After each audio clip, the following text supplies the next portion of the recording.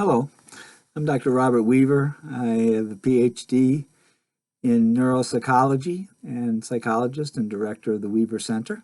It's been a little while since I've done a videotape for people, but I just get lots of good questions that you can always send me at rweaver@weavercenter.org. In terms of topics to talk about, we've been working in the field, the Weaver Center, for over 30 years, specializing in large part with working with kids with learning challenges, attention deficit, organizational issues, self-esteem difficulties, and troubles with advocating for themselves. These are all central things that we work on here at the Weaver Centers. And by way of using a child's or an adolescent's or young adult's strengths to develop compensatory strategies for issues that they come in with and would like to change. So we worked very quickly in terms of how to use your strengths to compensate for difficulties, and that creates a lot of feelings of success and confidence and much more feeling of control over one's life, educationally, socially, in the family, and so forth. So this has been a very exciting field to be in because I have severe dyslexia and attention deficit and some executive function difficulties,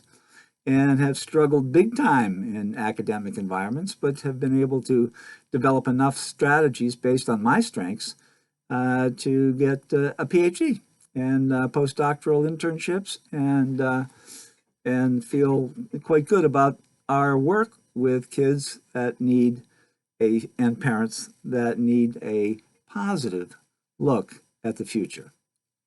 One of the things that I wanted to talk to you about today is this coming Monday night from 7 to 8:30 at the Weaver Center, which is, for those of you who are local, is at 30 Boston Post Road in Wayland, Massachusetts. And starting at 7 o'clock, I will be working with any parents that are interested in issues related to a child's 504 plan, which is a regular education accommodation plan for students that have documented difficulties in the school academic environment, that provides accommodations for those students so there's an even playing field relative to accessing education. And secondarily, about individual educational plans is where students who have a disability of one kind or another that need particular individualized instruction to be able to make adequate progress, or maximum progress, as we like to say. We'll be talking about issues that we've learned over the years. We specialize in doing follow-up and team meetings and advocating for the students that we do the evaluations for, sometimes the evaluations of others, but again, our bias is really knowing more about strengths and how to effectively help in a team meeting on how to use those strengths to encourage more success and progress in the academic environment. So at that time, we'll be talking again briefly about the regular education accommodation programs, which have just as many strengths as IEP programs, individual education programs, but most people don't know about that. And what I've always said to every parent or professional that I have worked with is that the more knowledge you have, the less you react negatively, and the more you can develop approaches to changing things that have a process to them, like what we do when we help our students develop their self-advocacy manual, their manual on how to self-advocate.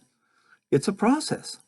And there's really great ways of working the process of school so that you're an effective team member, and to have more things be able to be measured and addressed, and rules and regulations that are very, very powerful, especially in Massachusetts. So the focus will be, and people could bring their own IEPs or 504 plans. I'm happy to discuss specifics with the group that comes.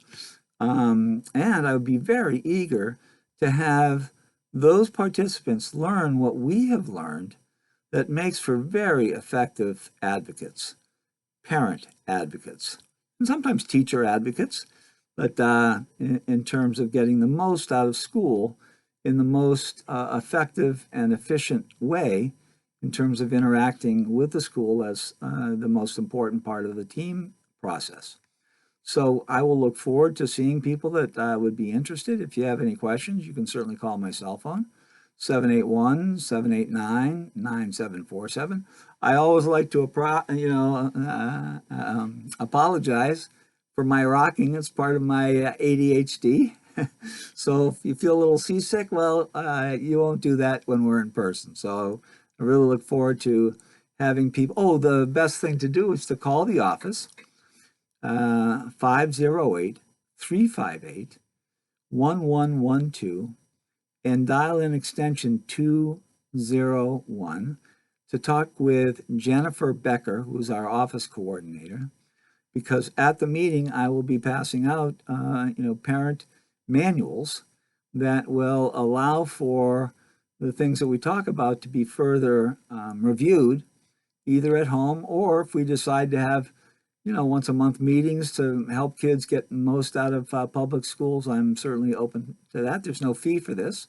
I just love it. And I'm passionate about helping parents help their kids so that some of the difficulties that I struggle with, kids of this day and age don't have to. So please give us a call. Please let us know if you're interested in this one or if we have other ones. The other thing you can do is to email Jennifer Becker, and her email is jbecker, BECKER, at weavercenter.org, or you can email me at rweaver@weavercenter.org to keep giving me ideas on different things that people would like to have me speak about. So again, thanks so much. Appreciate it. I'll look forward to talking to you soon again. Bye-bye.